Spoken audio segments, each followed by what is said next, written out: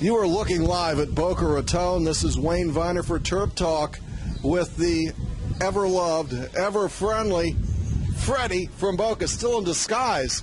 Freddy, welcome to the video side of TerpTalk. No comprende inglés, señor. Great to be here, Wayne, and welcome to Boca, ladies and gentlemen. Freddy's been on the radio show for a long time. A lot of people actually have asked, does Freddy exist? And I'm here to tell you, you real? I am real. I am not Memorex. So how long have you been doing TerpTalk? Oh, about 4.5, 5 years now. And originally, you're from Baltimore? Yes, Baltimore. I was actually born in Baltimore, born at a very early age. I was raised by foster parents, and when I was 5, my foster parents put me up for adoption. I was adopted by a Korean family. Graduated from Milford Mill in 1969. I was a javelin catcher on the track and field team, as a matter of fact. I've had many strange jobs, Wayne. I was a night watchman in a day camp. I was a deckhand on a submarine and a cruise director in a phone booth.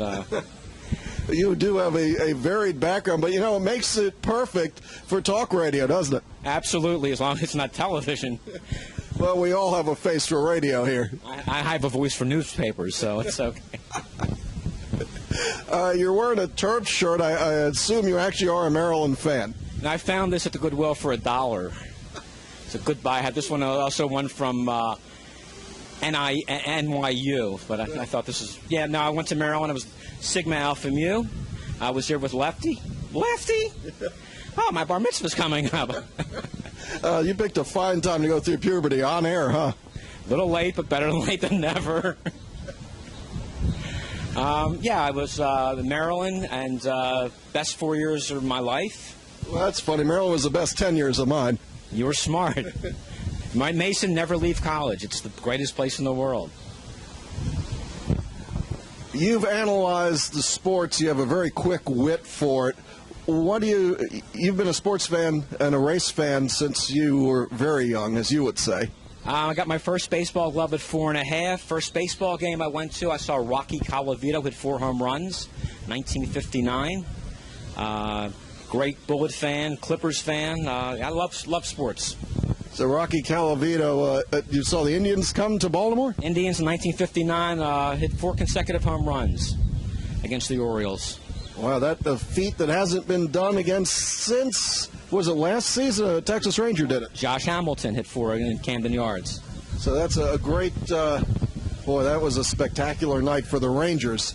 It's nice to see the Orioles come back. I think you really expect something from the team this year. Showalter's done well. What's your view on the Orioles? I'm thankful that Peter Angelo's finally decided to let some front office people that had the knowledge and acumen for the game, like Landy McPhail, to come and set a foundation, and Duquette's come on and built on that, particularly with the scouting of the Caribbean and the Far East.